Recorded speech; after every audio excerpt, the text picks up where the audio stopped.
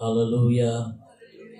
हम प्रभु परमेश्वर को धन्यवाद देते हैं एक बार फिर कि उसके चरणों में आने का अवसर उसने आपको और मुझको दिया है, ताकि हम परमेश्वर पिता को याद करके उसके नाम को ऊंचा कर सकें।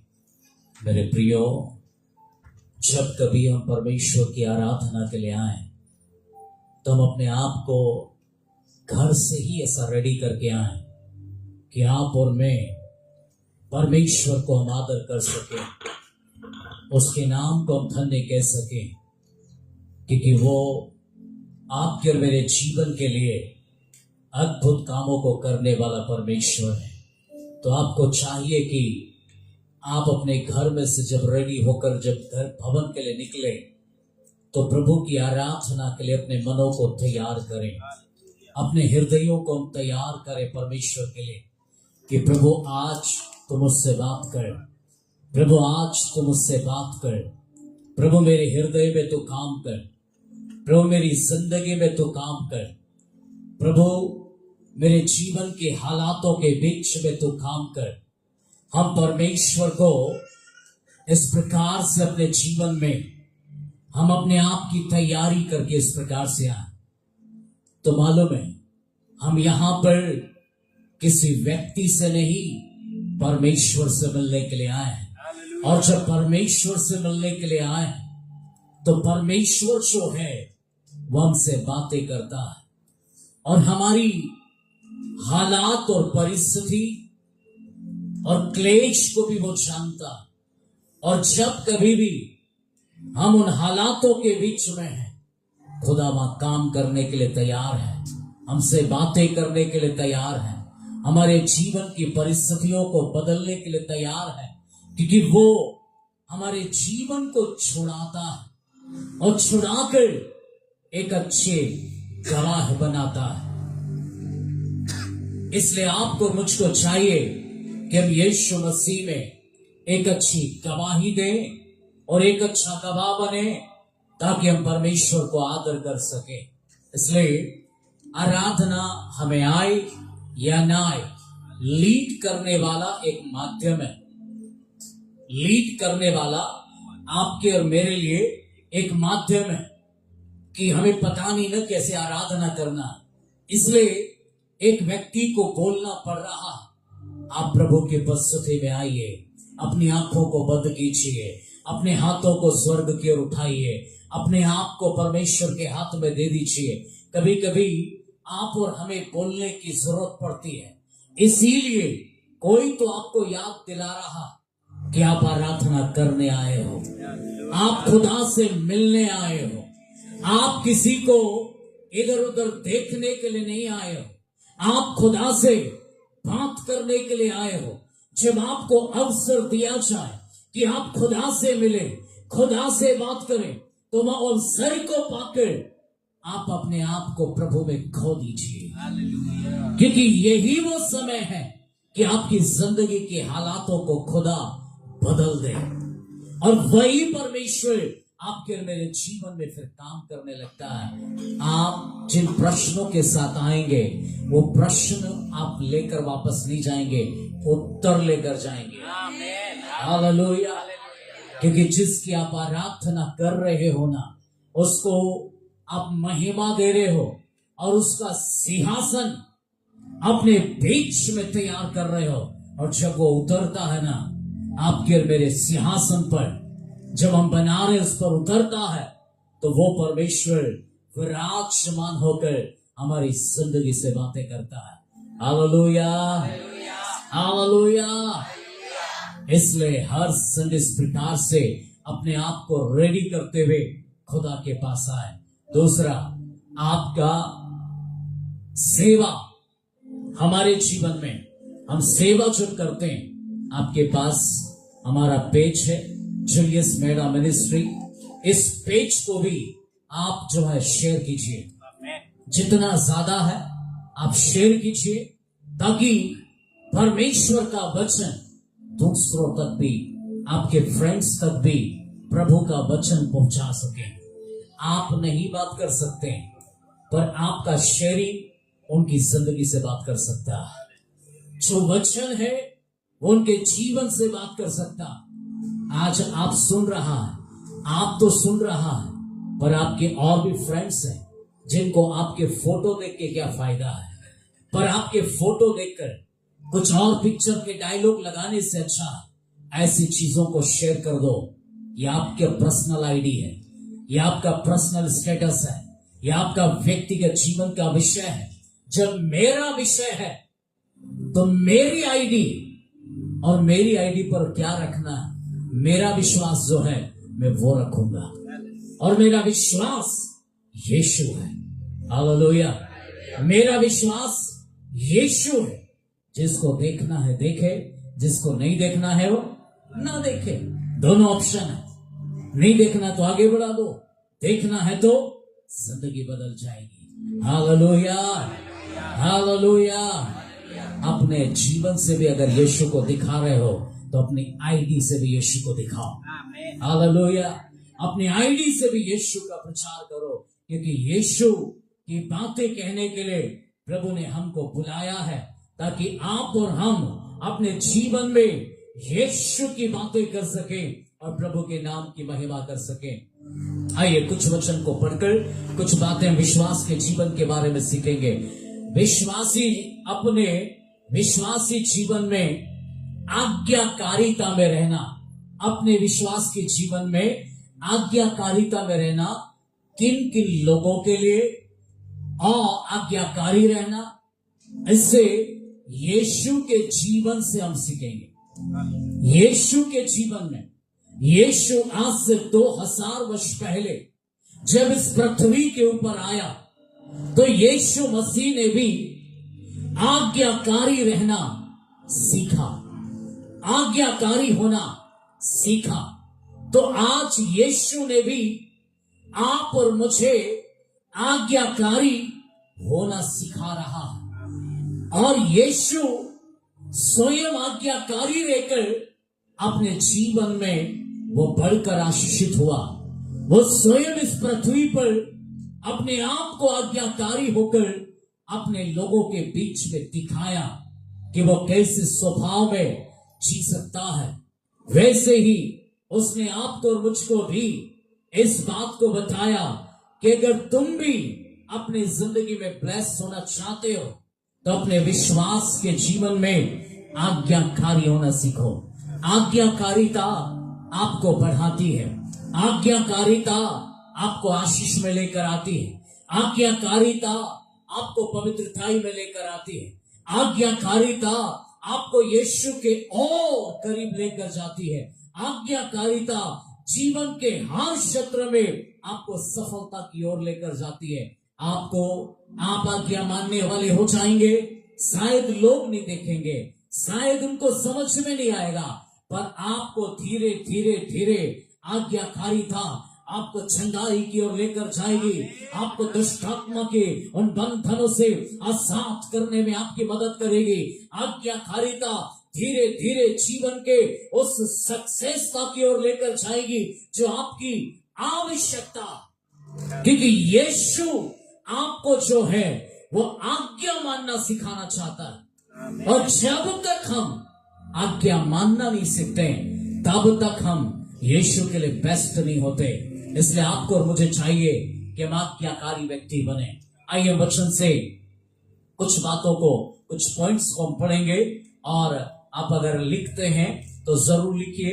मैंने पिछली बार भी आपसे कहा था कि हमारे जीवन में हमें चाहिए कि हम परमेश्वर के वचन को जो है सुनते समय हमें लिखना भी अच्छी आदत है, उसको बनाए रखो, ताकि आपके जीवन में आगे आपकी जिंदगी के लिए खुदा की क्या मर्जी है मुझे नहीं पता, लेकिन जिस किसी की भी ऐसी जब जीवन में है तो ये आपका एक ट्रेनिंग पीरियड है। सोच लीजिए, एक ट्रेनिंग पीरियड में आप चल रहा, लेकिन एक समय आप खड़े होंगे, एक समय आप सेवा में खड़े होंगे, एक समय भविष्यवक्ताई सेवा में खड़े होंगे, एक समय पवित्रताई के जीवन में खड़े होंगे, एक समय आपका जीवन में आप कोई ना कोई सेवा में खड़े होने का आपको एक मदद मिलने वाला एक ये स्थान बन जाएगा, क्योंकि परमेश्वर आपको जो है एक जीवन की बातों को सिखा रहा है। आइए यीशु मसीह के जीवन की पहली बात हम निकालेंगे यूहन्ना की किताब, उसका 19 अध्याय, उसका 26 वचन। अगर पॉइंट्स को आप लिखना चाहें तो आप लिख सकते हैं। उसमें पहला पॉइंट है, यीशु भी माता पिता के अधीन था। पहला पॉइंट, यीशु भी माता पिता के अधीन था। विश्वास के जीवन में यीशु ने हमको अधीनता सिखाई। तब 19 का हम 26 पढ़े। हाँ, जब यीशु ने हाँ, अपनी माता और उस चेले को जिससे वो प्रेम रखता था, हाँ जी, पास खड़े देख तो अपनी माता से कहा, हाँ जी, हे नारी, देख यह तेरा पुत्र है। हाँ जी। तब उसने चेले से कहा, यह तेरी माता है। हाँ। और उसी समय से वह चेला उसे अपने घर ले गया। देखिए यहाँ पर यीशु के जीवन में यीशु उस घटना के सामने खड़ा, क्रूस के ऊपर यीशु मसीह जो है वो बलिदान है। क्रूस के ऊपर जब यीशु मसीह बलिदान है, एक मां अपने आप को असहाय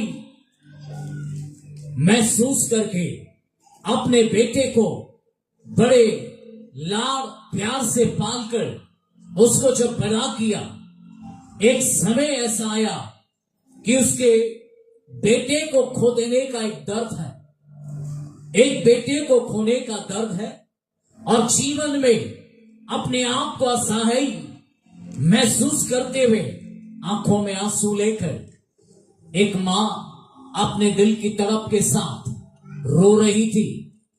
और यीशु एक जिम्मेदार व्यक्ति होने के नाते यीशु परमेश्वर के वचन से भरा हुआ था। उसको मालूम था मेरा इस पृथ्वी के ऊपर आने का उद्देश्य तो यही है, यही मेरा पृथ्वी पर आने का एक उद्देश्य है। और यीशु जानता था क्रूस के ऊपर मेरा बलिदान होना है। इसलिए प्रभु यीशु जो है इस क्रूस के ऊपर अपने आप को बलिदान किया। लेकिन एक मां अपने जीवन में असहाय होकर दर्द में तड़प तड़प कर रो रही है, अपने बेटे को जिंदा उस क्रूस के ऊपर लटकते हुए देखकर उसके जीवन में ये आसान विषय नहीं हुआ, बल्कि उसकी तड़प बढ़ गई, उसका दुख बढ़ गया। लेकिन यीशु एक आज्ञाकारी बेटा इस पृथ्वी के ऊपर भी दिखाई दिया। वो जानता था कि मुझे परमेश्वर की योजना को इस पृथ्वी के ऊपर इस क्रूस पर बलिदान होकर मुझे उसको पूरा करना। लेकिन इस पृथ्वी के ऊपर जिस कोख से उसने जन्म लिया वो भी उसके जीवन की एक जवाबदारी है। उसको पता था मरियम जो उसकी मां के रूप में थी, उसके लिए भी वो जिम्मेदार व्यक्ति होने के नाते उसने उस जगह पर क्या कहता है, पर जब यीशु अपनी माता और चेले को जिसने वो प्रेम रखता था पास खड़े देखा तो अपनी माता से कहा, हे नारी, देख ये तेरा पुत्र है।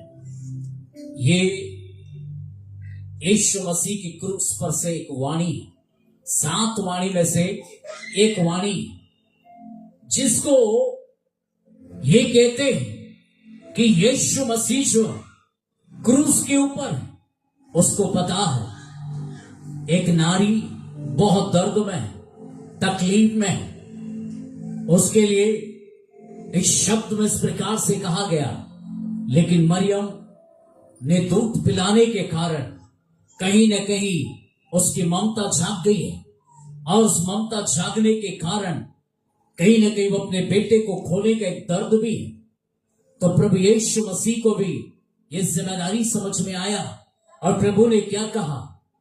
पास में ही यूहन्ना खड़ा था, जो यीशु मसीह जिसको बहुत प्रेम करता था और उसके सीने पर हमेशा यूहन्ना सिर रखकर सोया करता था। तो यीशु को बहुत अच्छे से यदि कोई जान रहा है, यीशु को अच्छे से यदि कोई समझ रहा है, तो वो यूहन्ना था। और यूहन्ना यीशु के हृदय को समझ रहा था। इसलिए यीशु ने कहा, जिससे वो प्रेम करता था, उसको पास खड़े हुए देखा तो उसे कहा, देख ये तेरा पुत्र है, ये तेरा पुत्र है। और उससे कहा, देख ये तेरी माता है। उसको एक जिम्मेदारी समझ में आया और जिम्मेदारी के साथ यूहन्ना को जो है वो जिम्मेदारी दे दिया है। तो कहने का मतलब, यीशु भी अपने समय में जब वो पृथ्वी पर था, उसने एक बेटे का फर्ज अदा किया। और बेटे का फर्ज अदा करते हुए उसने कहा, एक माँ मेरी जिम्मेदारी है, एक पिता मेरी जिम्मेदारी है। और जिम्मेदारी को लेते हुए उसने इस प्रकार से कहा कि तू अकेली नहीं है, ये तेरा पुत्र है और तू उसकी माता। तो एक जिम्मेदारी को निभाया। आपको भी, अगर आप एक विश्वासी हैं, आपके जीवन में आपके माता पिता हैं, तो आपको चाहिए एक विश्वासी होने के नाते अपने विश्वास के जीवन में आप आज्ञाकारी बनना सीखें।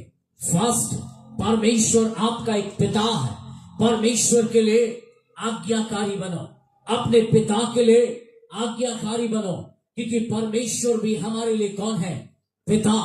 दूसरा, इस पृथ्वी के ऊपर आपके माता पिता आपके लिए, आपको उनके लिए भी आज्ञाकारी होना है, क्योंकि परमेश्वर ने 10 आज्ञा दी। 10 आज्ञा में से एक आज्ञा है, माता पिता के अधीन रहो, माता पिता की मानो, माता पिता के मानकर चलो। ये परमेश्वर का वचन है। और परमेश्वर चाहते हैं कि एक विश्वास के जीवन में आप आज्ञाकारी बनो, परमेश्वर पिता का और अपने माता पिता का आज्ञाकारी रहो।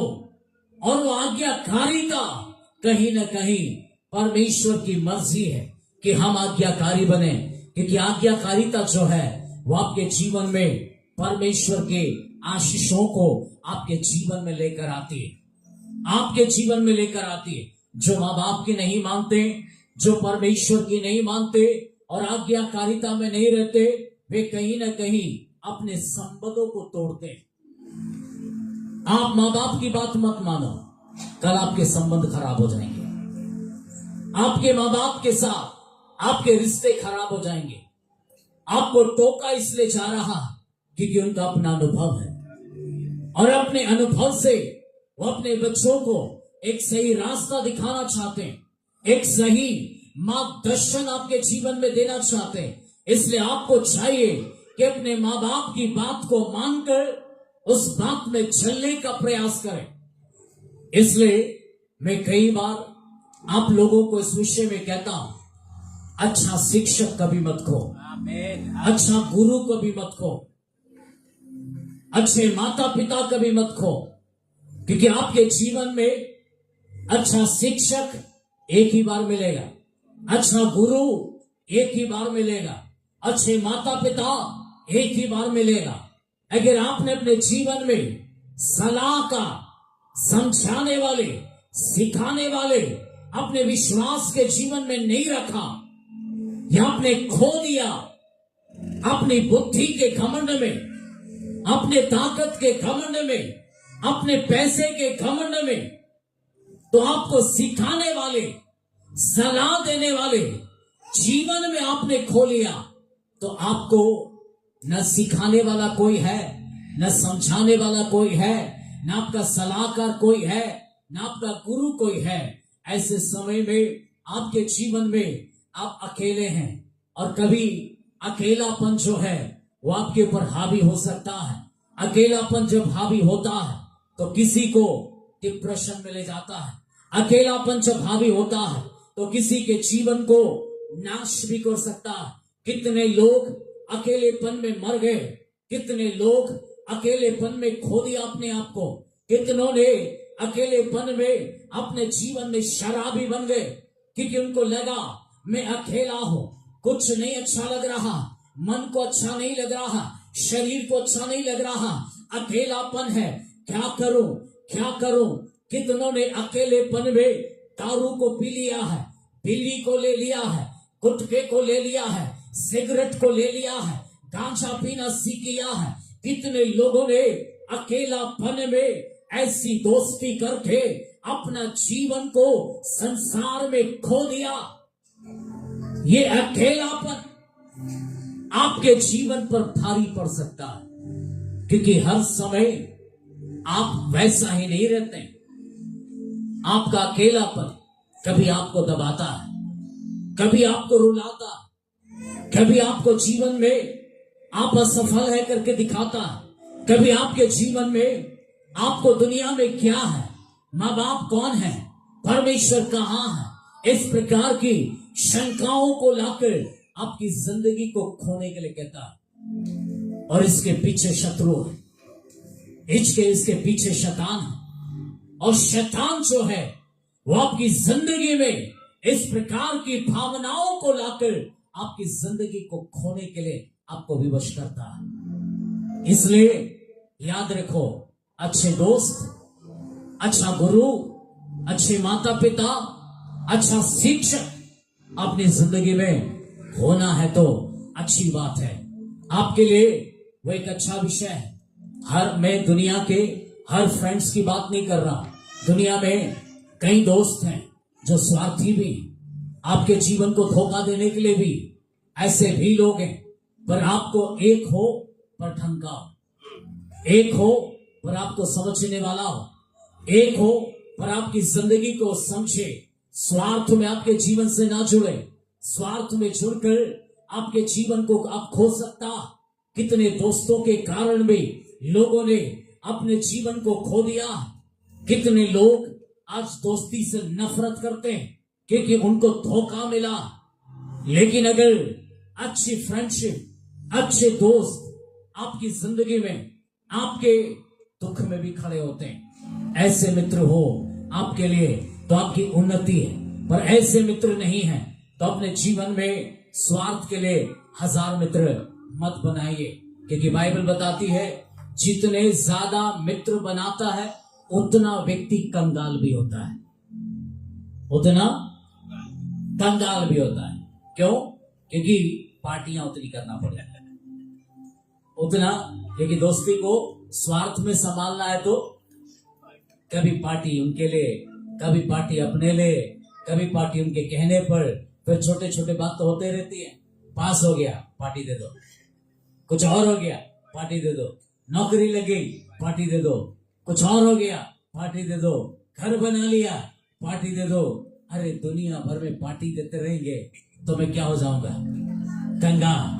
कमाया नहीं, उतना गवाया है, उतना गमाने में आपका हो जाएगा। इसलिए एक दोस्त हो तो ढंग का, तो एक दोस्त को देने में दिक्कत नहीं है। ज्यादा है तो दिक्कत है, ज्यादा रखोगे तो कंगालपन है। इसलिए बाइबल बोलती है जितने ज्यादा दोस्त उतना कंगाली। इसलिए कम मित्र रखो पर ढंग का रखो। हालेलुया।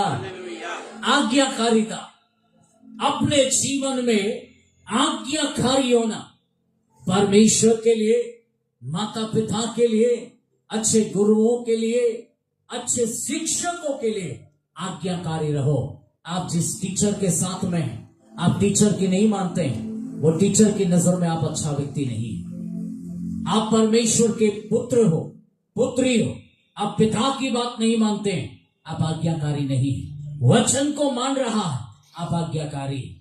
माँ बाप के साथ हो और माँ बाप की नहीं मानते हो तो आप आज्ञाकारी नहीं है।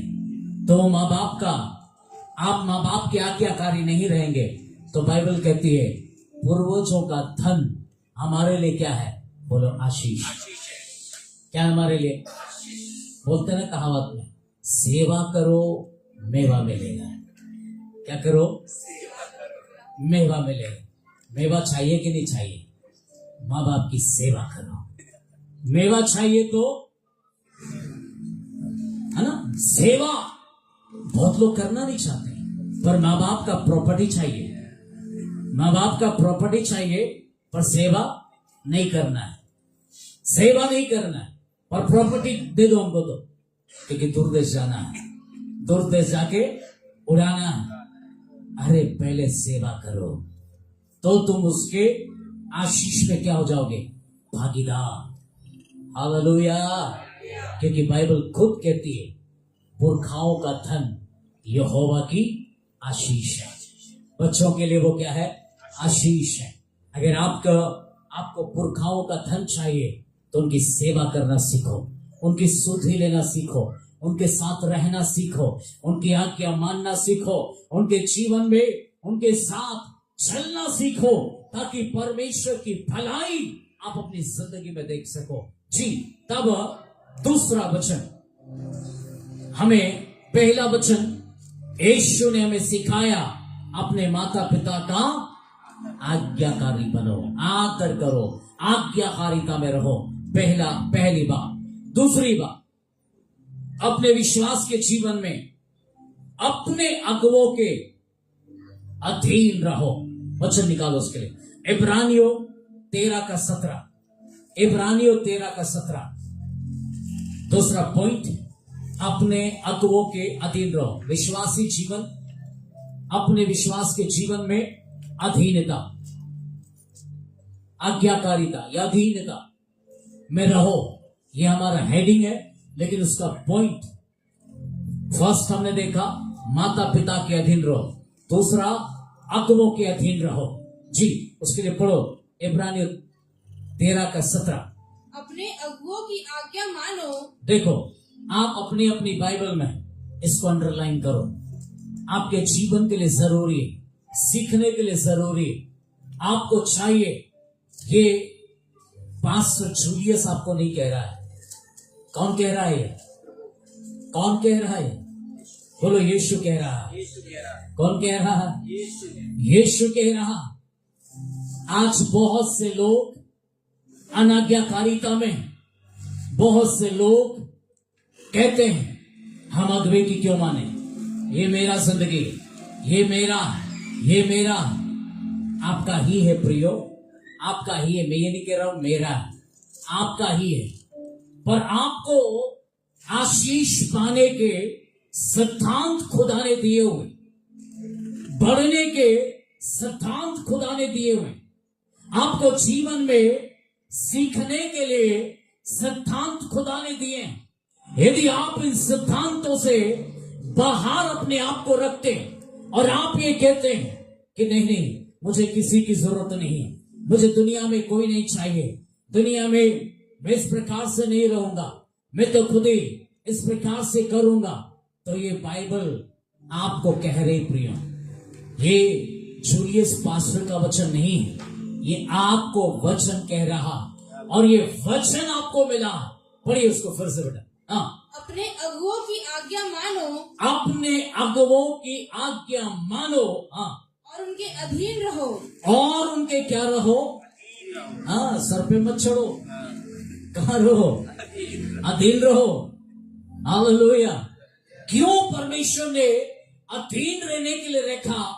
यह अधीनता स्वीकार करने के लिए कहा, क्योंकि दर्शन अगुवे के पास है, और आपको खुदा ने एक दर्शन में क्या किया? जोड़ा। अगर आप इस कलीसिया में होना, तो इस कलीसिया में खुदा ने आपको जोड़ा हुआ। आपको ये समझना बहुत जरूरी है। जो इस कलीसिया के बाहर के हैं, उनको इस दर्शन में नहीं रखा, लेकिन कुछ लोग होंगे शायद जिनको परमेश्वर, उनको हमारी सेवकाई समझ में आए, पारदर्शिता समझ में आए, कुछ बेहतर बातें समझ में आए, तो शायद वो हमारे दर्शन में खड़े होकर कुछ और नहीं, पर धन से भी हमारे साथ खड़े रहकर हमारी शायद सेवा करेंगे। इस मिनिस्ट्री की भी शायद सेवा करेंगे, क्योंकि उनको लगता है ये सेवकाई सही है, ये खुदा के लिए है, ये परमेश्वर के लिए जी रहा है, खुदा के राज्य को बढ़ा रहा है। परमेश्वर की महिमा इस मिनिस्ट्री से हो रहा। लोग जब देखते हैं, लोग जब इस प्रकार से करते हैं, तो ऑटोमेटिक उनको बोलना नहीं पड़ता।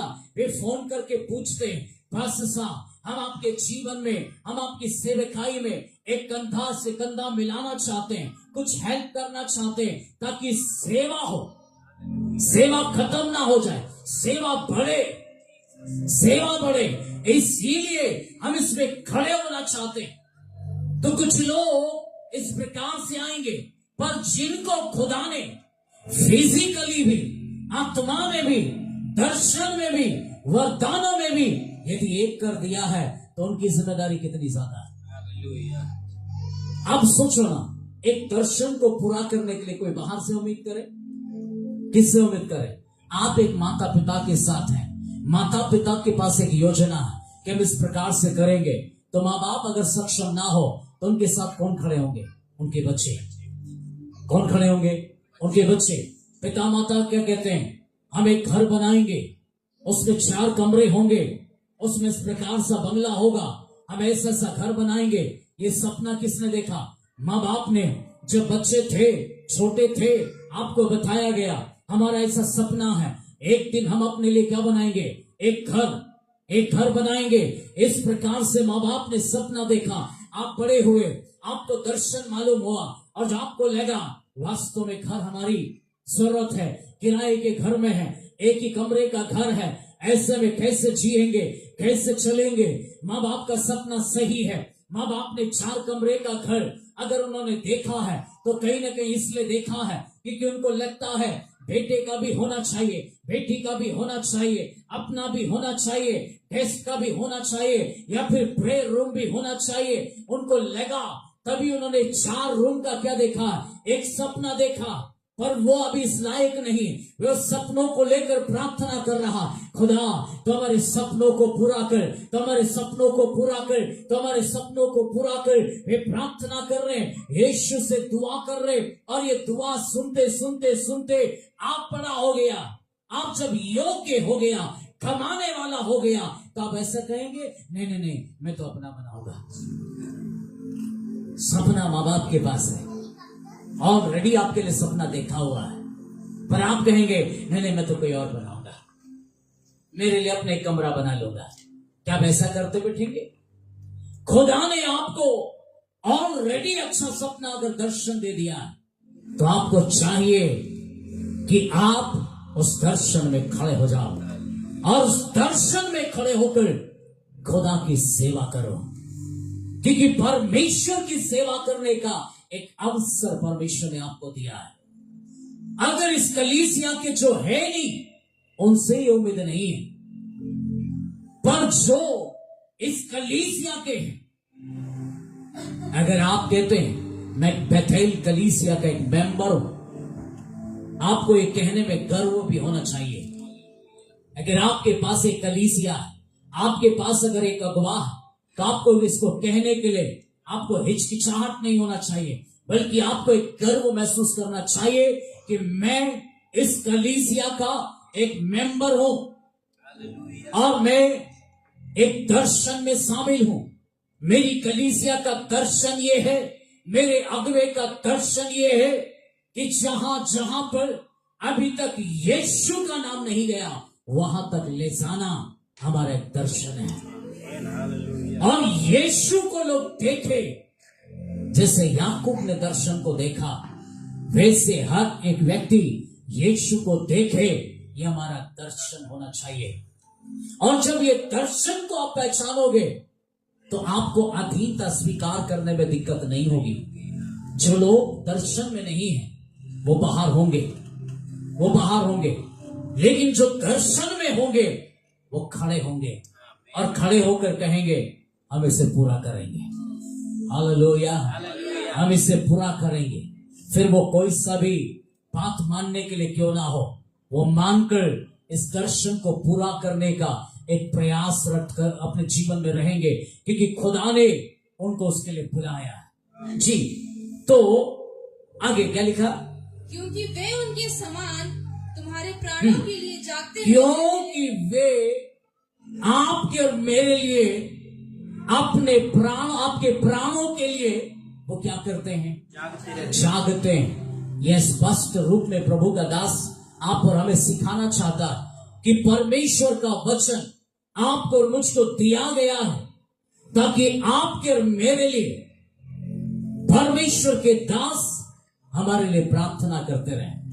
देखो, मैं आपको सच बताऊं, आपके रिश्ते अगर अच्छे नहीं, अगुवों के साथ आप उनकी दुआ नहीं ले पाएंगे, आप उनकी दुआ नहीं ले पाएंगे।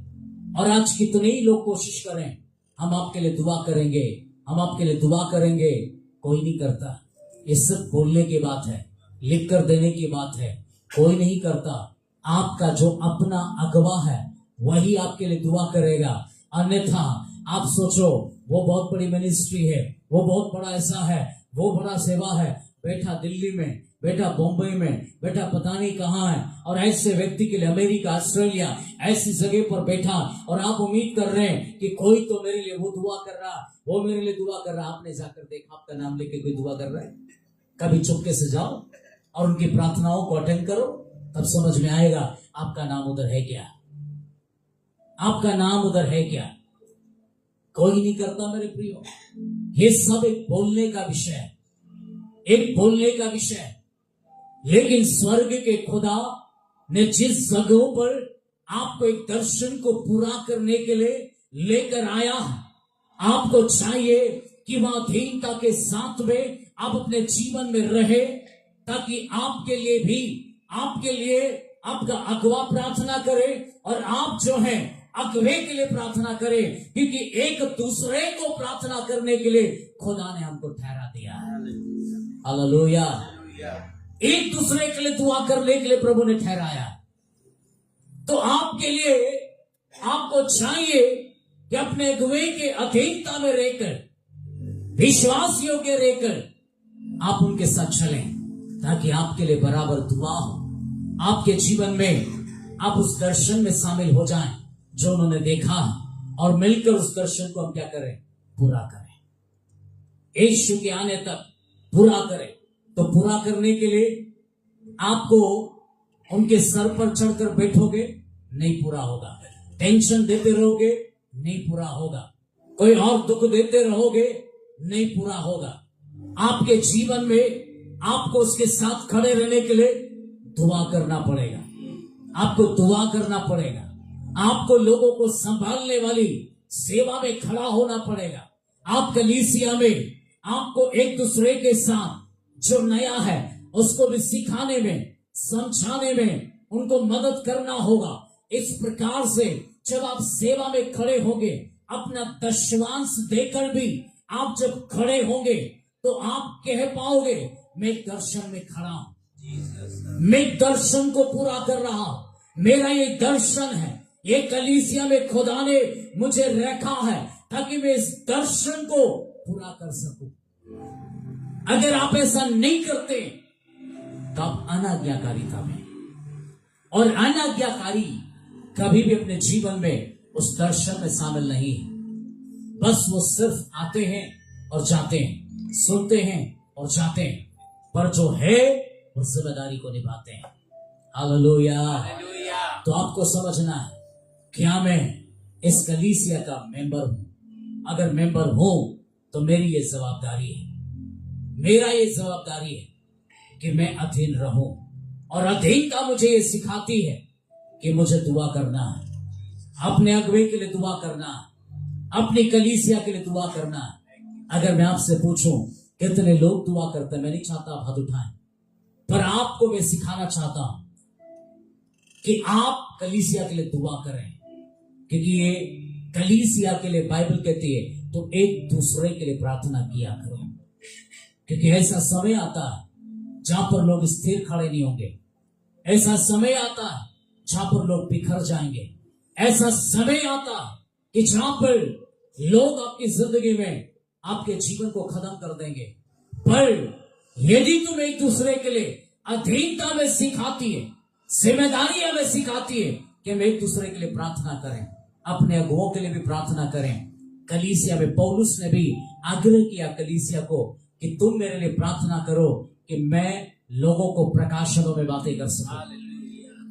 प्रकाशनों में बातें कर सकूं और आने वाले दिनों के लिए लोगों को रेडी कर सकूं और उनको स्वर्ग के राज्य में ले जाने लायक व्यक्ति बना सकूं। देखो, जब तक अगुवे के लिए आप प्रार्थना नहीं करोगे, प्रभु मैं द्वार को जा रहा हूं, प्रभु मुझे तो वचन दे, अपने दास के द्वार मुझे तो वचन दे, प्रभु तो वचन दे, मेरे प्रश्नों का उत्तर दे, प्रभु तो मुझे वचन दे, मेरे प्रश्नों को प्रभु तू उत्तर दे दे, मैं विश्वास के एक कदम में और आगे बढ़ सकूं। आपको भी सप्ताह में प्रार्थना करते रहना चाहिए। ये रविवार या आराधना मेरे लिए आशीष बना प्रभु, मेरे लिए आशीष बना प्रभु, छुटकारे का दिन बना प्रभु, शांति का दिन बना प्रभु, मेरे प्रश्नों का उत्तर का दिन बना प्रभु। आप जब ऐसे प्रार्थना के साथ जब उस जगह पर आते हो तो आप कहने पाओगे खुदा ने मुझसे बात किया है। हालेलुया। और प्रश्नों का उत्तर लेकर घर जाओगे, वो भी आनंद के साथ। जय को लेकर आप घर जाओगे, जो कि आनंद के साथ, क्योंकि परमेश्वर आपसे बात कर रहा। ये वचन मेरा नहीं, खुदा का है। उसने बोला, यदि दर्शन में आपको खड़ा किया, उसने बोला अधीनता में रहो, अधीनता में रहो। बहुत जरूरी है जी। आगे पढ़ दे।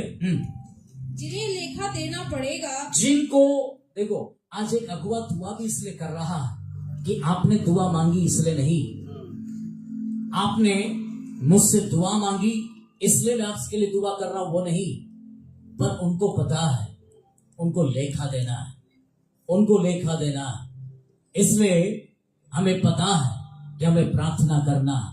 आप बोलो तो भी हम आपके लिए दुआ करते हैं, आप ना बोलो तो भी हम आपके लिए दुआ करते हैं, क्योंकि परमेश्वर ने आपको यदि इस दर्शन के साथ जोड़ा है तो खुदा चाहता है कि आपको आपके लिए प्रार्थना करें। आप देखने के लिए नहीं आया, लेकिन मुझे पता है परमेश्वर चाहते हैं कि हम आपके लिए प्रार्थना करें। तो इसी प्रकार से आप भी एक विश्वासी होने के नाते आप भी जब दुआ करने के लिए बैठो तो एक दूसरे के लिए करो, तो साथ में अगुवे के लिए भी करो, ताकि अगुवा और अगुवे का परिवार भी खुदा में बढ़ सके। क्योंकि मेरे परिवार की स्थिरता ही मेरी सेवकाई की मजबूती है। अगर मैं बिखरा पड़ा हूं तो मैं आपको प्रकाशनों में बातें नहीं कर पाऊंगा, क्योंकि कोई ना कोई चिंताएं, कोई ना कोई टेंशन एक व्यक्ति को प्रकाशनों में खड़ा नहीं करती।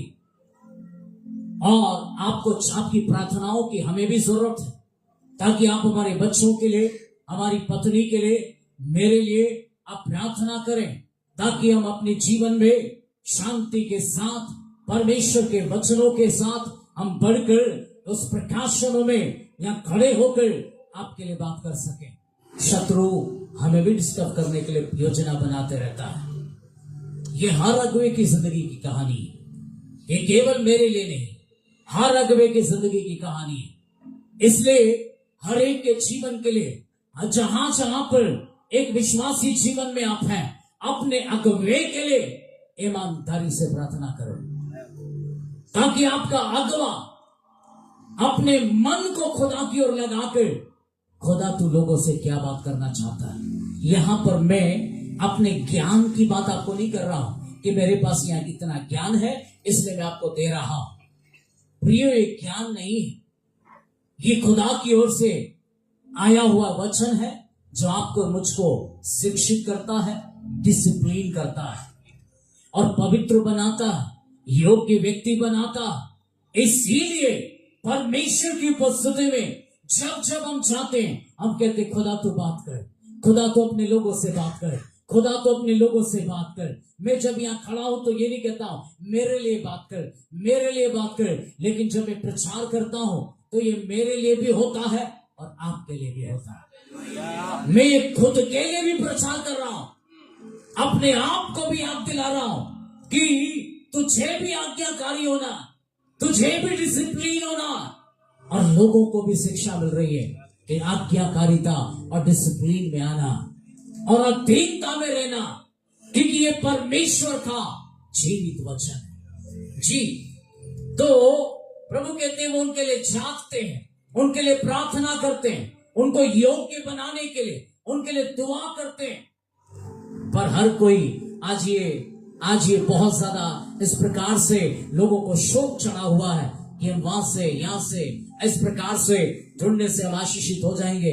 भैया ऐसा नहीं होता है, ऐसा नहीं होता। जहां खुदा ने आपको रखा वहीं आपकी आशीष जुड़ी हुई है। Hallelujah, hallelujah. आप खुद सोचो ना, क्या यहाँ पर अंधों ने नहीं देखा?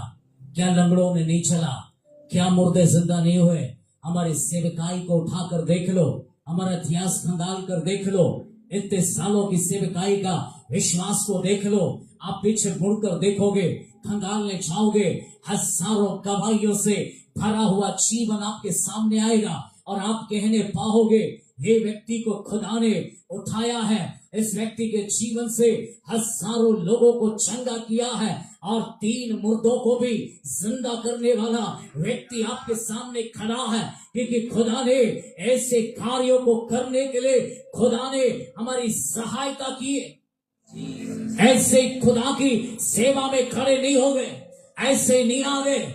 आज पीछे मुड़कर देखो, लंगड़े भी आपको मिलेंगे, वो भी गवाही देते हुए मिलेंगे, बहरे भी गवाही देते मिलेंगे। आपको कई प्रकार की बीमारियों में जो सड़े घाव लेकर आए थे, चंगे होकर गवाही देते हुए मिलेंगे। क्योंकि स्वर्ग खुदा ने बीते समयों में साबित किया कि वो जिंदा खुदा है। हालेलुया। क्योंकि वो परमेश्वर है। अगर उसने ये सेवा साबित की है तो वो चाहता है कि इस दर्शन में और भी लोग खड़े हों और इस दर्शन में खड़े होकर खुदा की सेवा बहुत ऐसे हो। कलीसिया गए मेरी नहीं खुदा की है। नाम इस पृथ्वी के लिए हो सकता, नाम इस पृथ्वी के लिए हो सकता, पर हम केवल इस पृथ्वी के लिए नहीं, हम स्वर्ग की तैयारी कर रहा है। हालेलुया। इसलिए मैं आपको बैसाखियों पर खड़ा होना नहीं सिखा रहा, मैं आपको बैसाखियों को फेंक कर खुद को खड़ा होकर चलना सिखा रहे हैं। हालेलुया। मैं ये नहीं कह रहा हूं पानी लेकर आ जाओ, तेल लेकर आ जाओ, ऐसे तुम हमेशा मेरे पास आकर सिर पर हाथ रखकर दुआ कराते रहो। मैं आपको यही नहीं कहना सिखा रहा हूं। मेरे जीवन की इच्छा है आज तुम सीख रहा हो, कल तुम ऐसे खड़े हो जाओ कि दुष्ट आत्माओं को तुम निकालने वाले हो जाओ, बीमारों को चंगा करने वाले हो जाओ। आज तुम्हें जरूरत है, कल तुम दूसरों के लिए खड़े हो जाओ। बैसाखियों पर वो खड़े रहते हैं जो अपनी जिंदगी भर पास्टरों पर डिपेंड होते हैं। हम आपको वो नहीं सिखा रहे हैं, बैसाखी आपको नहीं दे रहे हैं कि तुम लंगड़ाते हुए आओ और हर समय को दुआ कर दो, जब देखो तब दुआ कर दो। भैया कुछ समय के लिए जरूरी है, कुछ परिस्थितियों में जरूरी है, कुछ हालातों के बीच में आप अकेले लड़ते लड़ते थक गए तो जरूरी है, करवाइए दुआ, कोई दिक्कत नहीं, पर हमेशा वो संभव नहीं है। अगर आपको लगता है मेरी ये समस्या, उस समस्याओं में मैं तो लड़ ही रहा हूं, पर चलो आज मैं अगुवे के पास आ गया हूं तो मैं इनको भी अपने साथ में ले लेता हूं, इनसे भी दुआ करवा लेता हूं कि मेरी समस्याओं में मुझे विजय मिले, मैं जयवंत हो जाऊं। तो आपको दुआ करवाना गलत नहीं, क्योंकि बाइबल भी इसको अनुमति देती है। यदि तुम बीमार हो तो तुम उन लीडरों के पास जाओ, उन अगुवों के पास जाओ और उनसे दुआ मांगो और वो तुम्हारे लिए दुआ करेंगे। खुदा ने कहा वो चंगे हो जाएंगे। Hallelujah, hallelujah. तो दुआ की अनुमति है, पर हर रविवार वैसे के वैसे नहीं, वैसे के वैसे नहीं। बीमार नहीं है तो भी हाथ रख दो, कुछ समस्या नहीं तो भी हाथ रख दो। अरे यीशु का नाम काफी है हमारे लिए। क्या काफी है हमारे लिए? बोलो क्या काफी है हमारे लिए? सोचो ना, वचन काफी है, यीशु का नाम काफी है आपके लिए। जवाब आए हो यीशु के पास, वचन सुनते सुनते, जब वचन को सुनकर अंदर लोगे ना तो अंदर जो दुष्ट आत्मा बैठा भी होगा ना, खट से उखड़ के बाहर आए। Hallelujah, hallelujah. वो रुकेगा नहीं, क्योंकि आप क्या ले रहे हैं? बोलो वचन। और वचन क्या है? बाइबल बोलती आग। क्या है वचन? आग। वचन हथौड़ा है, वचन तलवार है, जब हथौड़ा पड़ेगा तो शांति से बैठेगा भूत। जब तलवार चलेगी तो गर्दन नहीं हटाएगा वो सैनिक गर्दन नहीं हटाता तो पतरस के हाथ से बहुत बड़ा मर्डर हो जाता है। वो तो गलती से गर्दन हटा लिया तो कान पे पड़ी उसके, है ना, और वो भी कंधा भी बच गया उसके, नहीं तो क्या पता हाथ को भी लेके बाहर जाता है, क्योंकि दिया ही ऐसा था उसने, खींच के दिया था, गर्दन तक उखाड़ के बाहर कर देता। पर क्या करे, प्रभु का धन्यवाद हो कि पतरस को बोला, ए पतरस खून खराबा नहीं, काठी अपने कमर में रख ले, इसको काठी में रख ले, ये जरूरत नहीं है क्योंकि खुदा ने ऑलरेडी काम कर दिया है। इसलिए परमेश्वर का वचन हमें इस बात को सिखाता है कि हम अपने जीवन में आज्ञाकारिता में बने रहें, तो अगुओं की माने, उनको सुने, उनके अधीन रहें, उनसे सीख कर अपने जीवन को बेहतर बनाएं, क्योंकि यहां बैसाखी पर नहीं खुद को खड़ा होना सिखाया जा रहा है। और जब खड़े होकर आप जब सुसमाचार सुनाते हो, आप जब काम करते हो, दुआ करते हो ना, ये आपके जीवन की सफलता है। Hallelujah, hallelujah. ये अद्भुत कार्य है, ये अद्भुत कार्य है। दुष्ट आत्मा जब आपके जीवन से निकलना सीख जाए या निकलना शुरू हो जाए तो अपनी जिंदगी में आप अपने आप को कई बार ये नहीं कहना, मैं तो अब तो कुछ तो हो गया हूं, अगवा हो गया हूं, या लीडर हो गया हूं, या पास्टर हो गया हूं, क्या इसलिए भूत मेरे से निकल गया क्या। ये उसका प्रमाण नहीं है, ये विश्वासी का प्रमाण है, ये विश्वास का प्रमाण है। क्या का प्रमाण है? भूत निकालना किसका प्रमाण है? हालेलुया। मरकुस 16 उसका पढ़ो, मरकुस 16 उसका 10 है क्या? आप 20 है सर, एक बार निकाल दो, पढ़ लो। और उन्होंने निकलकर हर जगह प्रचार किया और प्रभु नहीं, वो नहीं आपको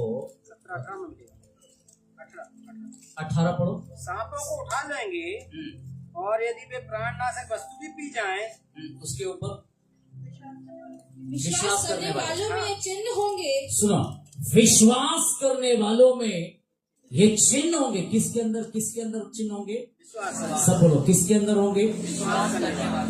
आप अगर भूत निकाल रहे हैं ना, तो आप कौन है? विश्वास करने वाले। ये कैसे निकलता है? बोलो, विश्वास करने से। मैंने विश्वास किसके ऊपर किया? पास्टर पर किया। किस पर किया? बोलो, यीशु के ऊपर। किस पर विश्वास किया? यीशु पर। मेरा यीशु पर विश्वास आना कि वो है, मेरे लिए मारा गया, मेरे लिए गाड़ा गया, मेरे लिए तीसरे दिन मुर्दों में से जी उठा, ये मेरा विश्वास है। और जिस दिन मेरा ये विश्वास आ गया, उस दिन मैं क्या कहूंगा? प्रभु मुझे माफ कर, मुझे पवित्र बना, मुझे योग्य बना। मैं विश्वास करके अंगीकार कर रहा हूं और मैं एक विश्वासी अपने जीवन में होने के लिए पवित्र जिंदगी में आ रहा हूं। और जैसे मैंने अपने आप को पवित्र किया, वैसे ही दुष्ट आत्माओं को समझ में आ गया, बीमारियों को समझ में आ गया, ये कौन आ गया है? बोलो, विश्वासी। हालेलुया। एक विश्वासी आ गया, और विश्वासी वो चिन्ह दिखा रहा है। देखिए क्या चिन्ह है? कि वे मेरे नाम से, विश्वास करने वाले मेरे नाम से दुष्ट आत्माओं को निकालेंगे, नई भाषा बोलेंगे, नई भाषा बोलेंगे, सांपों को उठा लेंगे। हाँ जी। और यदि वे प्राणनाशक वस्तु भी पी जाए, हाँ तो जी, भी उनकी कुछ हानि न होगी। तो भी उनकी कुछ हानि ना होगी। हालेलुया। विश्वास करने वाले, यह पास्टर शब्द नहीं है, यह बिशप नहीं है, यहाँ कोई लीडर अगवा नहीं है, यहाँ कोई और नहीं है, यह क्या है? विश्वास। हालेलुया। अगर आप एक विश्वासी हैं, आपने अपने आप को खुदा के लिए खड़ा किया है, तो दूसरों के आपके जीवन से परेशान दुखी देखकर आपका विश्वासी जीवन आपको कहता है, जाओ उसके अंदर से दुष्ट आत्मा निकालो। आपके विश्वासी जीवन से कहता है, जाओ बीमारों को चंगा करो। आपका विश्वासी जीवन कहता है, जाओ उसके लिए भविष्यवाणी करो। हालेलुया। आपके विश्वासी जीवन से आपको कहता है जाकर उसको सुसमाचार दे दो। ये विश्वास के जीवन की एक शिक्षा है और परमेश्वर चाहते हैं कि आप विश्वास के जीवन में इस प्रकार से क्या हो जाए, खड़े हो जाए। तब अगली बात हम देखेंगे, तीसरा पॉइंट। अब हे पत्नियों, अपने अपने पति के अधीन रहो। पत्नियां अपने अपने पति के अधीन रहे। इस प्रकार से पत्नियों को ही बोला है पति के अधीन रहने के लिए, पति को नहीं बोला है पत्नी के अधीन रहने के लिए। ध्यान से सुनना है और उसको चाहिए तो अंडरलाइन करो, वचन निकाल लीजिए। इफिसियों 5 उसका 22, इफिसियों की पत्री उसका 5 अध्याय उसका 22 वचन। हर एक स्त्री इस वचन को निकालो और अपनी बाइबल में अंडरलाइन करो और अधीनता में रहना सीखो, क्योंकि आपको खुदा ने अधीन रखा और उसकी अधीनता में ही आपकी सफलता है, आपकी पहचान है, आपकी आशीष है, आपकी भलाई है उसमें। जी पढ़ेंगे उसको 5 का 22। हे पत्नियों, हे पत्नियों, अपने अपने पति के ऐसे अधीन रहो। हे पत्नियों, अपने अपने पति के ऐसे अधीन रहो। हाँ, जैसे प्रभु के। जैसे किसके? प्रभु को हम मानना चाहते हैं, प्रभु के साथ हम चलना चाहते हैं, प्रभु को हम देखना चाहते हैं, प्रभु की सारी बात मानना चाहते हैं। पर पृथ्वी के ऊपर आपको प्रभु के साथ एक पुरुष भी दिया है, एक पुरुष भी दिया है। और वो पुरुष को आपको दिया इसलिए कि वो आपकी कौन बने, एक पहचान। आज एक स्त्री पुरुष से पहचानी जाती है, ये किसकी पत्नी है। बच्चे माँ बाप से पहचाना जाते हैं, ये किसके बच्चे हैं। तो आपको चाहिए कि आप और हम जो हैं अपने जीवन में एक पहचान को देखें और परमेश्वर का वचन जो है वो आपको याद दिलाता है कि आप और हम जो हैं एक पहचान में खड़े।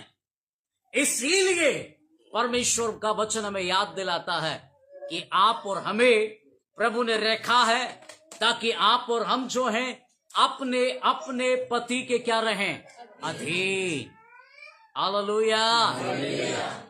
कभी कभी आप कहते होंगे ना, मैं क्यों सुनूं, मैं क्यों मानूं, मैं क्यों ऐसा करूं, क्या मैं तेरी गुलाम हूं, क्या मैं तेरे कपड़े धोने आई हूं, क्या मैं तेरे लिए रोटी बनाने आई हूं, क्या मैं तेरे बच्चे ही संभालने आई हूं।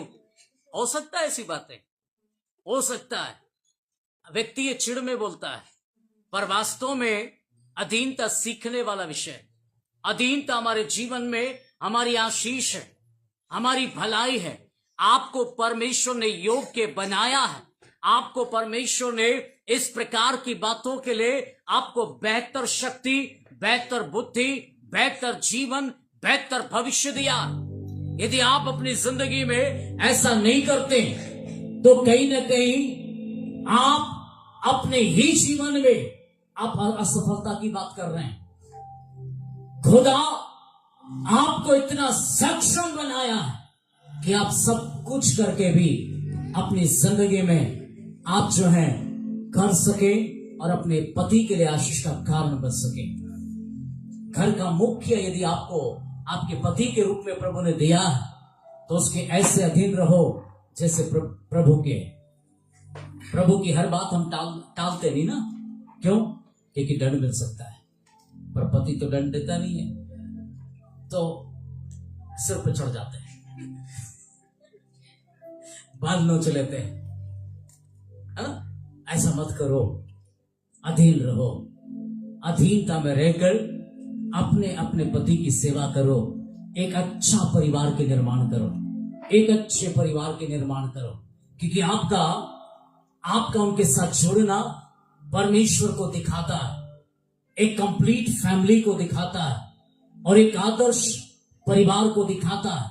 समाज के लिए भी, लोगों के लिए भी, पड़ोसियों के लिए भी खुदा की भी योजना इसमें शामिल है। इसलिए अपने परिवार को ऐसा बनाओ कि आपके परिवार से परमेश्वर की योजना पूरी हो। जब आप अधीनता स्वीकार नहीं करते हो या अपने आप को ऐसा मजबूत करो कि अपने आप को कमजोर ना दिखा सको। कई बार हमारे अनडिसिप्लिन होना, अनावश्यक फैसले लेना, कई बार आप गड्ढे में गिरने लायक हो सकते हैं। इसलिए अगर एक सक्षम नहीं है समझने के लिए, दोनों मिलकर लो, पति पत्नी दोनों मिलकर लो, मिलकर फैसले लो, मिलकर आगे बढ़ो, मिलकर एक दूसरे से चर्चा करके आगे बढ़ो, ताकि हमारे घर में जो भी आए मिलकर हो जाए, ताकि हमारे परिवार की सफलता ही हमारी आशीष बन जाए। और हमारी आशीष में, हमारे अच्छे फैसले में खुदा का फैसला शामिल हो। और खुदा के फैसले जब शामिल होते हैं तो लोग कहते हैं ये कैसे हो पाया, आप ये कैसे कर पाया, आप ये इतना बड़ा काम कैसे कर पाया। आप गवाही देने पाओगे, आपके पास अच्छी गवाही होगी। ये घर मेरा इसलिए हो पाया, गाड़ी इसलिए हो पाया, जीवन की सफलता इसलिए हो पाई, बैंक बैलेंस इसलिए हो पाया, जीवन की बातें इसलिए हो पाया क्योंकि हमने मिलकर अच्छे फैसले किए, मिलकर हमने अच्छे डिसीजंस लिए, ताकि जीवन में हम जहां हार सकते थे वहां हारे नहीं पर और आगे बढ़ गए। हालेलुया। हम अकेले होते तो हार जाते, और हार जाते तो आप अकेले फैसले लेकर उनको सम्मिलित नहीं करोगे ना, तो वो आपको कहेंगे तूने ही किया था, तू ही जान। आप अकेले हो जाएंगे, आप अकेले हो जाएंगे। तू अकेला कर्जा लिया है, तू ही जान। मेरे को तो साड़ी चाहिए, तेरे कर्जे के कारण क्या मैं कपड़े नहीं पहनूं? तेरे कर्जे के कारण क्या मैं सोना नहीं खरीदूं? तेरे कर्जे के कारण क्या मैं ऐसा नहीं करूं? क्या मैं ब्यूटी पार्लर छोड़ दूं? दिक्कत हो जाएगी भैया। कर्जा कर्जे की जगह लफड़ा घर में हो जाएगा। कर्जे की जगह दिक्कतें घर में हो जाएगी। तो वो दिक्कत मत करो, मिलकर प्लान करो, ताकि उसको भी लगे नहीं हमारे ऊपर क्या है, कर्जा हमारे ऊपर अभी ये है, तो वो उसको भी लगेगा ब्यूटी पार्लर कम करना है, उधर जाना कम करना है, साड़ी थोड़ी एक और कम ले लेना है। उसको भी महसूस होने दो, करना पुरुष है लेकिन महसूस उसको भी होना चाहिए, ताकि और बेहतर जिंदगी के फैसले आ सके और बेहतर जीवन की बातें हो सके। और जहां ऐसा नहीं होता है वहां टेंशन है, वहां टेंशन है। कई पुरुषों के बाल टेंशन में गिर गए भैया, टेंशन में गिर गए। पत्नी के और लंबे हो रहे हैं, पुरुष के टेंशन में गिर गए। टेंशन में बाल गिर जाए और गंजे हो जाए तो समझ जाना भारी टेंशन है इसको। तो थोड़ा टेंशन कम कर दो मेरी बहनों, अपने पति का थोड़ा ख्याल रखो, थोड़ा टेंशन कम कर दो। एक कदम बढ़कर थोड़ी और अच्छी फूल के खिलाया करो, ताकि उसको थोड़ा और बाल आ जाए, और ताकत आ जाए, और मजबूती आ जाए, और वो बेहतर काम करे। अपने पति को थोड़ा और टेस्टी खाना खिलाया करो, ताकि और मजबूती आ जाए। मेरी पत्नी तो बहुत अच्छा खिलाती है, हालेलुया। इसलिए मेरे बाल भी थोड़े ठीक है, हालेलुया। दाढ़ी के भी थोड़े ठीक है, नहीं गिरा है अभी तक, प्रभु का धन्यवाद हो। और मेरी पत्नी तो खुद नहीं चाहती मैं गंजे पति के साथ नहीं रहना चाहती, वो तो खुद बोलती है, तो इसलिए वो मेरा बहुत ख्याल रखती है, बालों का भी बहुत ख्याल रखती है। हालेलुया। आप भी ऐसे बन जाओ, अपने पति के लिए ऐसी बन जाओ। थोड़ा फूल के अच्छे खिलाओ, थोड़ा उनका बाल का भी ख्याल करो, कभी कभी थोड़ा तेल भी लगा दो। कभी कभी थक के आया अगर बोले कि सिर दुख रहा है, वो लेट जाए तो थोड़ा तेल भी लगा दो, ताकि उसका सिर थोड़ा अच्छा हो जाए, सिर के बाल भी थोड़े मजबूत हो जाए। लगाओ, क्या दिक्कत है? आपके पति के सिर में तेल लगा रहे हैं, कोई दिक्कत है आपको? अरे नहीं होना चाहिए। आपके सिर में पति तेल लगा ले, क्या दिक्कत है? Hallelujah, hallelujah. पति पत्नी की सीखने के लिए कभी तो अलग से क्लास ले, सुनने आना मेरे लिए पास, तब और खुल के बताएंगे, तब और अच्छा बताएंगे। हालेलुया। ये तो अभी ओपन है, मीडिया में है, इसलिए बहुत सारी चीजें नहीं बोलते हैं, लेकिन ओपन कभी सुनने के लिए आना, तो हम दोनों का प्रचार सुनना, हम दोनों ऐसा ही प्रचार करते हैं। हालेलुया। इतने साल हमारा जिंदगी का जीवन का अनुभव, इतने सालों का शिक्षा है, खुदा ने हमें गिरते हुए दशा से, उखड़ते हुए जिंदगी से खुदा ने हमें ब्लेस करके यहां तक खड़ा किया है। तो ऐसे नहीं एक परिवार का निर्माण करने के लिए खड़ा किया है। और परमेश्वर चाहता है कि हमारे जीवन से एक परिवार का निर्माण हो जाए। इसलिए मेरे प्रियो, हे पत्नियों, अपने अपने पति के अधीन रहो। अपने पति को गुलाम मत बनाओ।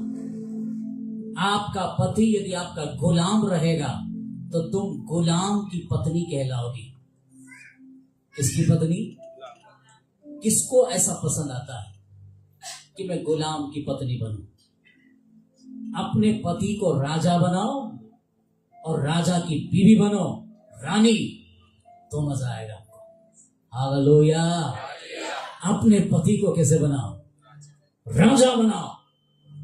उसकी डिसिप्लिन, उसकी जिंदगी, उसका वस्त्र, उसका काम करने का अद्भुत एटीट्यूड, अद्भुत कार्य, उसकी जिंदगी को ऐसा बनाओ। फिर उसके बाद उसके साथ फोटो खिंचाओ।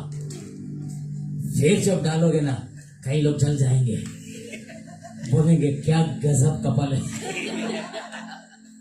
हालेलुया। क्या गजब का परिवार।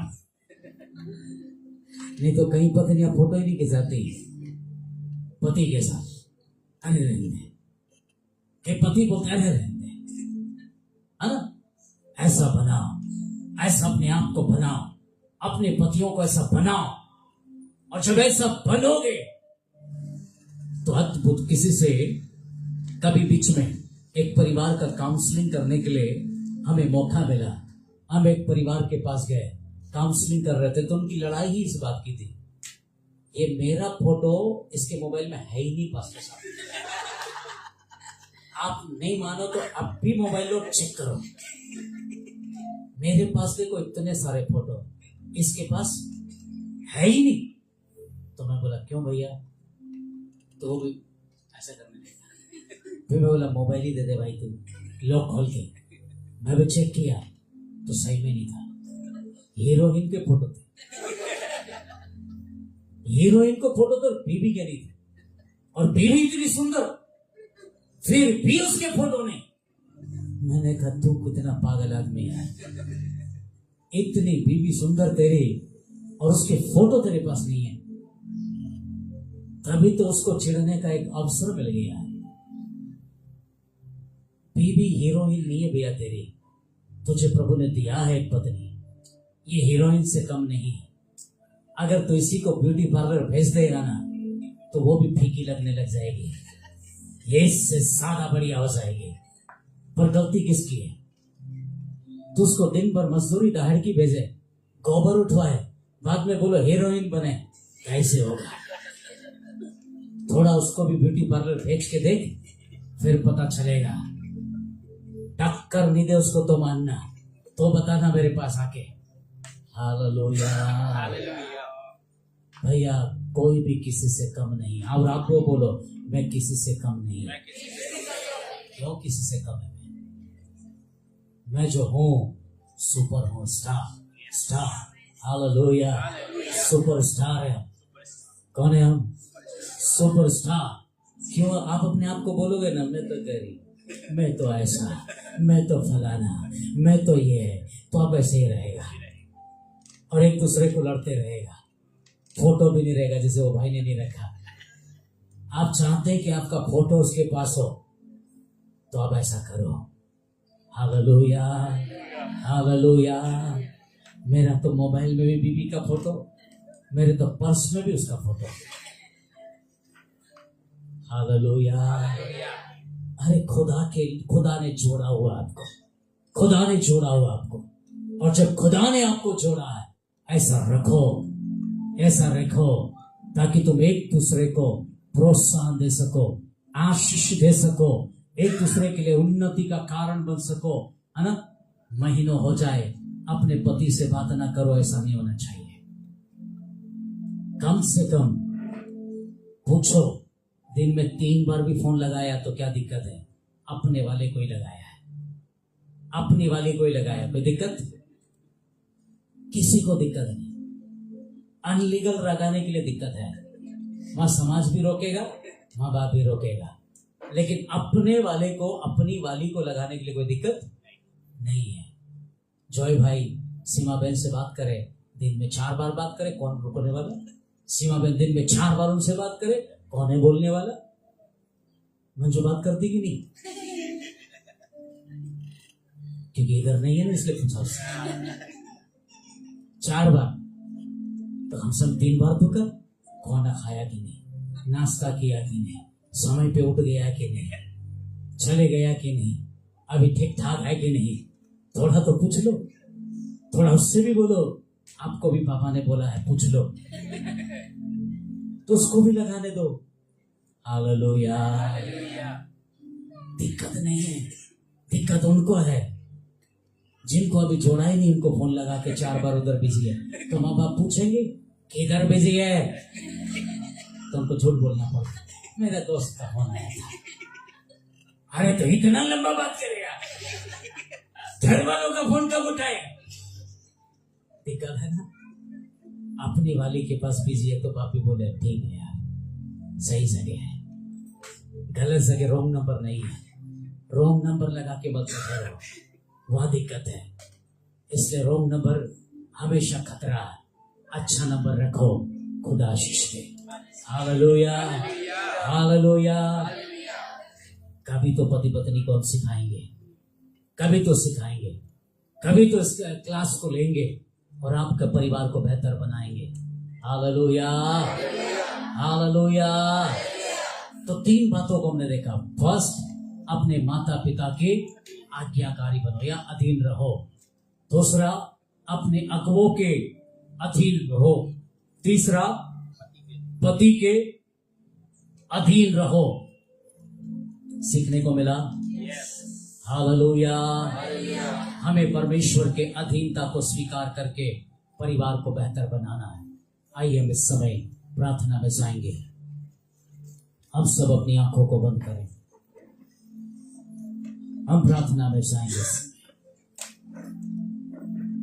यदि हमारी अगुवों के साथ हमने कोई ऐसी बुराई कर ली तो उसको ठीक करो। आशीष में बढ़ना है आपको, जीवन की भलाई में बढ़ना है आपको।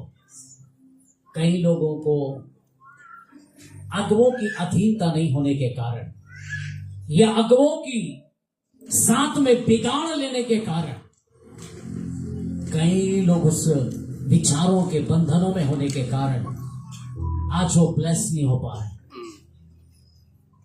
अगर ऐसा हुआ तो उसको ठीक करो, उसको ठीक करो, ताकि आपका परिवार बेहतर हो, आप दर्शन में बेहतर हो, आप जीवन की बातों में बेहतर हो। अगर आपकी माता पिता से बिगड़ गई हो, कभी आपने माता पिता को बहुत बुरा बोला और माता पिता को जीते जी आपने रुलाया हो, उसके कारण आप श्रापित हो गया हो, तो मेरे प्रियो, अगर आप माँ बाप आज दुनिया में जिंदा नहीं तो आप प्रभु के सामने अपने आप को रखो। खुदा, मैंने उस दिन अपने माता पिता को मैंने दुख दिया जिसकी वजह से दुष्ट आत्मा ने मेरा पीछा किया, ये हालातों ने मेरा पीछा किया, मैं सफल इसी कारण हूं। लेकिन हे प्रभु, आज के बाद ऐसा नहीं, मुझे माफ कर, मुझे माफ कर। और उन शब्दों को मैं यीशु के नाम में कैंसिल करती हूं और मेरे जीवन में उन शब्दों को मैं नष्ट करती हूं जिससे मेरे माँ बाप का दिल दुखा, और उन्हीं शब्दों को लेकर शत्रु मेरा पीछा कर रहा, मेरे जीवन की हालातों को बिगाड़ रहा। लेकिन उन शब्दों को मैं कैंसिल करती हूं और आज मेरे लिए आशीष बोलती हूं। मेरे लिए यीशु के नाम में मेरे लिए मैं आशीष को बोलता हूं, मेरे लिए मैं आशीष को बोलती हूँ, मेरे लिए भलाई को बोलती हूँ, और उन शब्दों को मैं कैंसल करती हूँ यीशु के नाम में। भलाई मेरे लिए आए। जिन अगुओं के साथ बिगड़ गया, वो दुनिया में है तो उनसे माफी मांगो, और दुनिया में नहीं है तो प्रभु से माफी मांगो, है तो उनसे माफी मांगो, ताकि वो माफ ना करे, ये उनकी मर्जी। लेकिन आपने माफी मांगी, इसका मतलब आप खुदा के लिए क्लियर हो गया, आप खुदा के लिए योग्य हो गया। और पति पत्नी यदि झगड़ते रहते हैं, बहुत बुरे बुरे शब्द बोलकर एक दूसरे को अगर आपने नीचा दिखाया है, तो आप याद रखो, एक दूसरे को माफ करो, एक दूसरे से माफी मांगो, ताकि तुमने हो सकता है अनपढ़ गवार कई बुरे बुरे शब्द बोलकर एक दूसरे को नीचा दिखाया हो, गंदे गंदे शब्द बोले हो, तो वो खुदा को भी पसंद नहीं आया, वो प्रभु को भी पसंद नहीं आया। और शैतान ने आपके ऐसे शब्दों को ले लिया है जिससे वो आपके पति को नीचा दिखाए, आपकी पत्नी को नीचा दिखाए, और इन्हीं शब्दों से वो आपके पति को मार रहा है, आपकी पत्नी को मार रहा है, आपके प्रेम को खत्म कर रहा है, आपके अच्छे रिश्तों को खत्म कर रहा है, आपके अच्छे मिलनसार रिश्तों को नष्ट कर रहा है। पहली फुर्सत में मीटिंग के बाद आप अपने पति से कहें सॉरी, माफी मांगे, ताकि अच्छे रिश्ते हो जाएं और जीवन की सफलता आ जाए। खुदा ने आपको इसके लिए बुलाया है। प्रभु, हमारी प्रार्थना है आज जब आपके लोग आपके पास आए, तो प्रभु अपने लोगों के अंदर बौद्धहीनता सिखाइए, घर जाकर भी वो इन अधीनताओं को अपने मन लगाने पाए, ताकि वे अधीन रहकर खुदा तेरे राज्य में कुछ कर सके और बेहतर परिवार का निर्माण कर सके, और वे अपने आप को बैसाखियों पर नहीं पर खुद को खड़ा करके तेरी सेवा करने वाले बने और तेरा राज्य बढ़े, और जो बीमार हैं वे चंगे हो जाए यीशु के नाम, और आपकी भलाई उनके साथ हो। सारी महिमा आपको प्रभु यीशु के नाम में मांगते, आमीन।